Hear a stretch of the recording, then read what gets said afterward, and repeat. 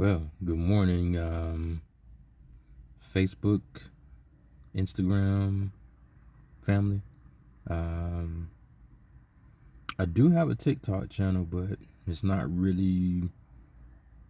I have a few followers, but I don't think it's that popular. But that's needless to say.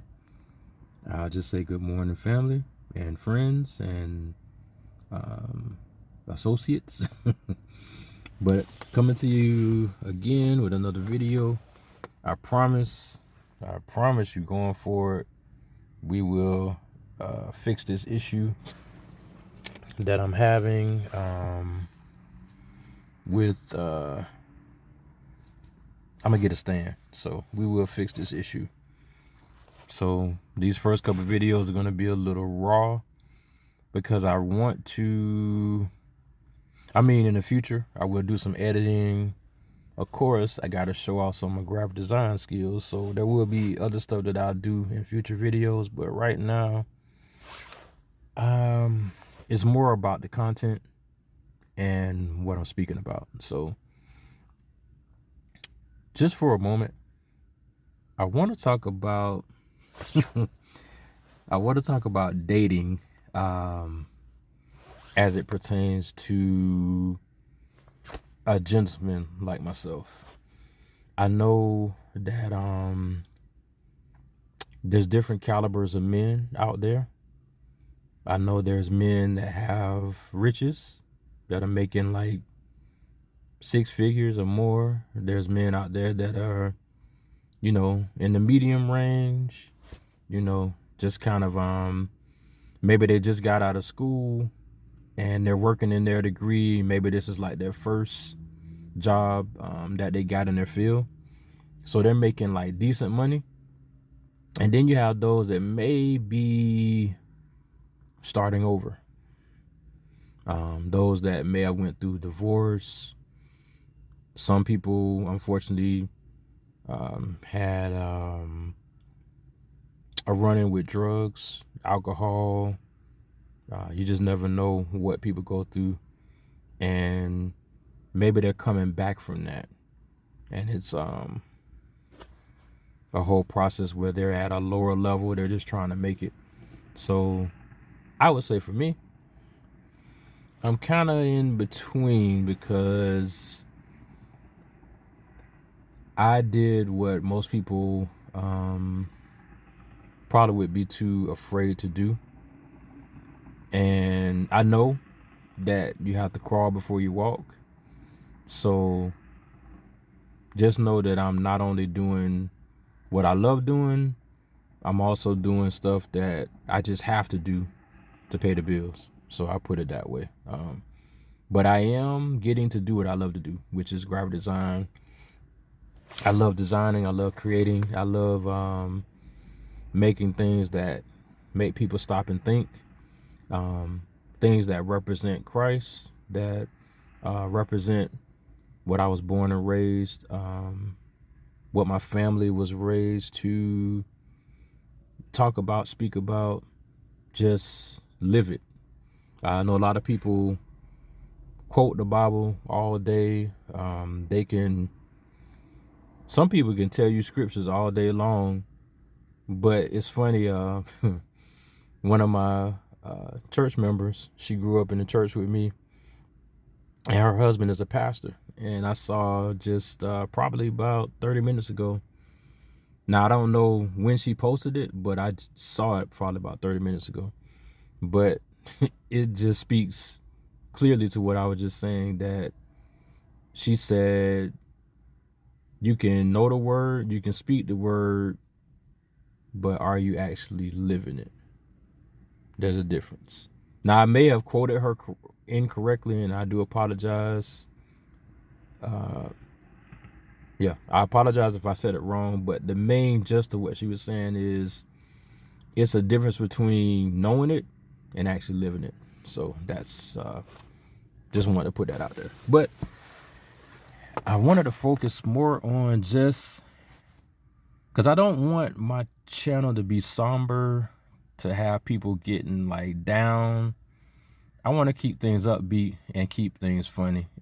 If you follow me on Facebook or Instagram, you'll see that my posts, I do my best to stay positive, but I also like to throw some funny stuff in there because life is just funny. I mean, it really depends on the way you look at things. There's always a perspective.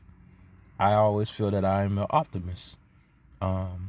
So I found a way to look at things positively, even in a bad situation. I still find some kind of way to laugh about it because sometimes I just say, you gotta laugh sometimes to keep from crying. So me laughing about my whole dating situation is to keep me from feeling bad about it, but it's just the honest to God truth. So I think what I want to do is I need all of my friends and family and associates and those who know me, just give me your honest opinion when I mention what I'm about to mention, which is the state of dating for me. I think it's really different when you've been married before, because it's different when you've never been married before. You're dating, you're trying to find that person that's going to be your life partner. But when you thought you found that person and you did all that you could to make it work, but unfortunately that person didn't see the value in your relationship like you saw. And it's okay. And I will, without ever being ashamed of it or without ever shying away from it, I found my peace and I found my help, of course, in Jesus Christ, of course, in church, but I also found my help in getting the assistance from a mental health counselor. It was necessary because when you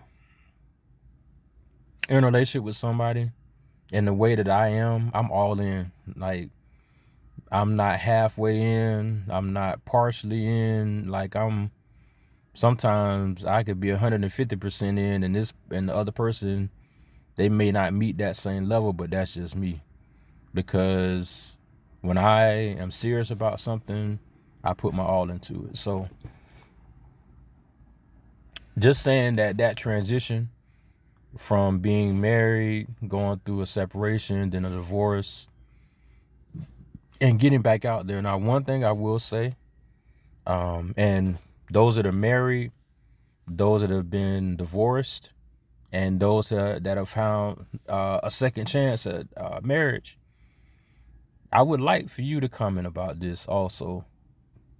But one thing I am realizing, that mental health counseling help, but also giving yourself time to heal, because getting back out there too soon, you still have things that you have to work out after that divorce. So I want to just say that it's okay to take your time.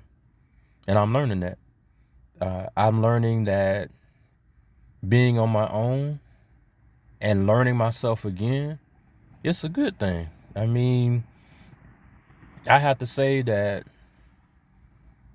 when you're the type of person that is all about making your partner feel great and you're doing all that you can do to make things work, you have to be very mindful of who you get into a relationship with.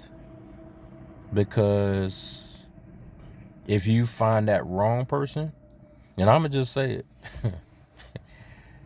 if you run into a narcissist, yeah, that's just the wrong person for you, especially the type of personality that I have. Because people like that, they thrive on sucking the life out of somebody like me, because I'm a giver. A giver definitely doesn't need to be with a narcissist. The best person for a giver to be with is either another giver or somebody that somebody that won't take advantage of your giving spirit. That's what I'll say. So that's really where I'm at. And I know what I want, and I know what I deserve. That's the other thing. I want to say that some of us don't think we deserve a good relationship. I can promise you that I've met a few women, and it didn't dawn on me at the time what was happening. But when I took the time to talk to other women that were in that same situation, they were just honest with me. So let me just say this. I have a friend that is a single mother. She was married prior. Actually, she was married to a good friend of mine that me and that friend are no longer friends anymore, but that's a whole nother topic. But I will say that, one thing I learned in my life, rather than wondering what someone's thinking, rather than guessing or assuming, it's best to do your own research. And if you can, ask that person straight up. But sometimes that person may not even know how to express what they're feeling. So your next best thing is to ask somebody that will give you an honest opinion of what they feel that person is dealing with. So I say that to say, I took the time to ask one of my female friends. Like I said, she's divorced. She's a single mother. And I asked her, I took the time to ask her, and I just wanted to know why I was having this same issue with dating women that had kids. Now, the way that I see it, because I'm 43 and I will be 44 in a couple of days. Yes, it's my birthday week. I'm praying that God allows me to see it. If I do make it to my birthday, it'll be Thursday. Just to let you guys know. If you did not know already, I was born on December the 5th. Most people remember December the 4th because of Jay-Z, but yeah, December 5th is better. But anyway, but I asked her, I said, why am I having this same problem where I meet a woman, and I promise you, I meet women face to face, and I use dating apps, and I find it the same thing. Because my friend was like, well, maybe you should stop using apps. I was like, it doesn't matter. I meet women face to face, get the phone number, and I get the same result. So, but what I talked to her about was, why am I running into the same issue each time? And she pretty much told me that, and I didn't think about it this way, but I can't say that it's the truth, because I never got those people to answer what the issue was, because they just disappeared. But she said that she felt it was that those women kind of distanced themselves or start responding to my messages, messages, because I honestly don't see the point in calling somebody if they don't respond to your text message. I think it's a waste of time. But my normal process is I will probably text you maybe 2 times, 3 at the most. And no, I'm not texting you 3 times in one day. What I'll do is, if I start to see that I'm not getting any kind of response from you, I'll throw out that first text. Hey, are you doing good? Are you okay? No response. I may send out a second one. No response. Normally, I may stop after the second one. And I mean, it may be a few days from that first text that I send the second one. But my thought process is, I always use my boy Russell as an example. Russell, if you don't know, Russell is actually my friend Russell. On Facebook, his name is Russell Allen Sr. So me and Russell met when we worked at Loomis in Tampa, when I used to live in Tampa when I was married. And Russell has 5 kids. Now, I know y'all like, wow, 5 kids, but basically Russell was married. He had 2 kids with his ex-wife. When they got divorced, he kept the kids. And then when he met his new wife, she already had 2 kids from her previous relationship. So they got together, had 4, and then they had 1 child together. So that's where that's where they're at 5. But one thing I appreciate about Russell has 5 kids, kids that are active in sports. Russell has a full-time job. Russell has his wife. They have a baby that's like 2 years old, I want to say. So you know that baby requires attention as well. One thing I'll say, me and Russell, we talk on the phone at least 2 or 3 times a week.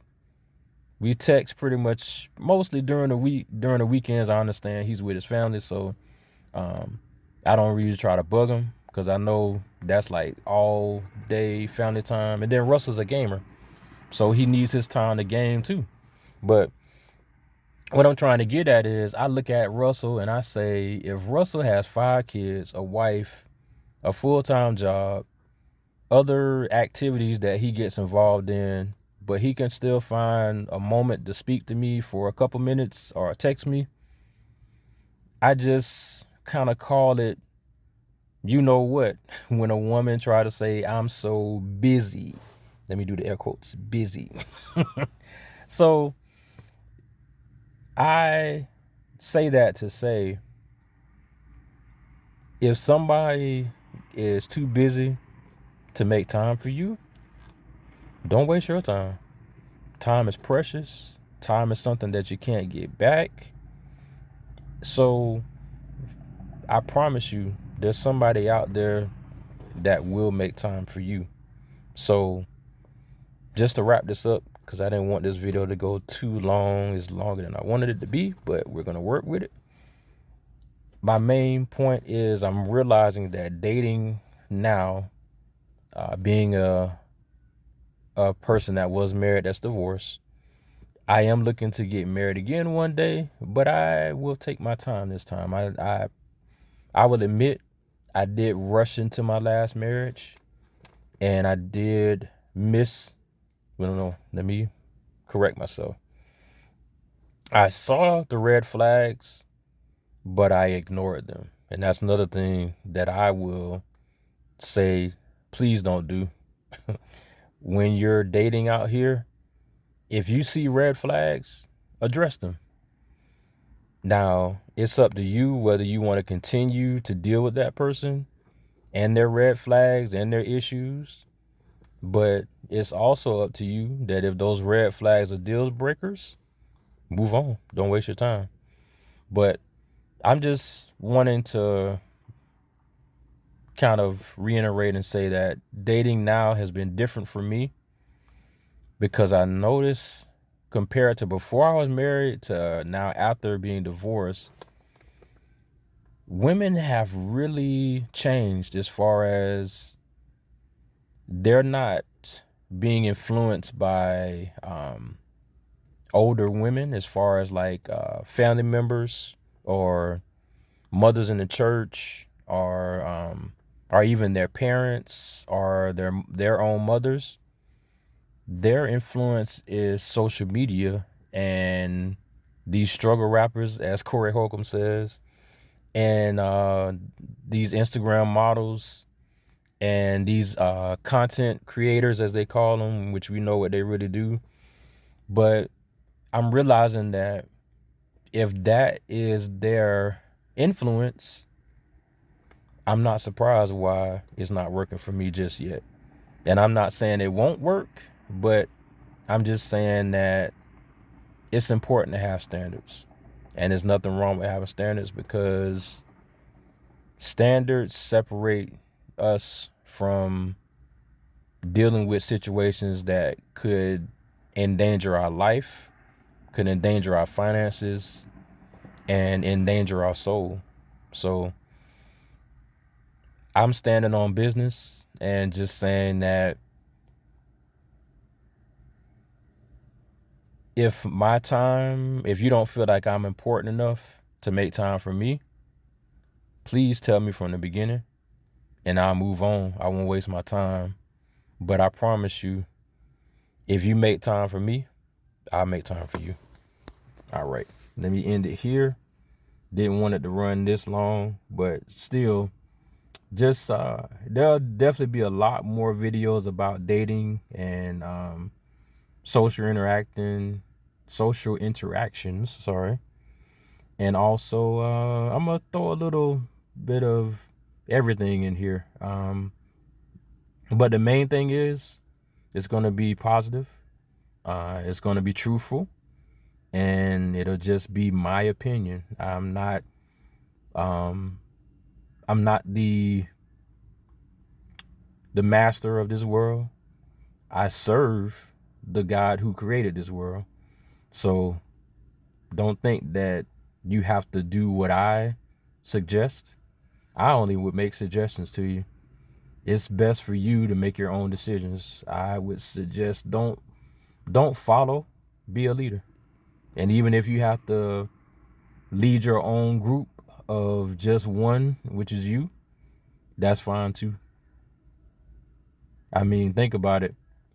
When Jesus died on the cross, as he was going to the cross, do you realize that the crowd continued to go down?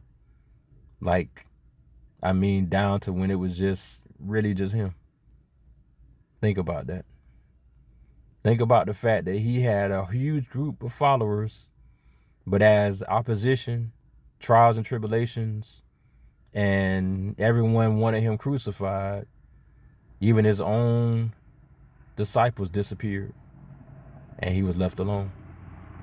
So if Jesus was left alone and had to sometimes be on his own and just press his way through, don't think that we deserve anything better than what he went through. Think about it. I pray that what I said may have been a help to you. Hopefully it opened your mind to think outside the box. And hopefully we can have a great discussion about some of the points I went over. And I promise you, the videos will get better. I just wanted to kind of get a couple of things that were on my mind, be able to talk about them, because it's best to have this kind of a conversation to help with healing, with becoming better, and with learning also, because I know there are some things I can do better, but I won't know until it's brought to my attention. So have a blessed Sunday. If you have a moment or a chance to go to worship service, I pray that you do. If that's not for you, I'm not going to knock you, but I just pray that maybe one day you'll give it a chance. God bless you. I love you guys. Take care.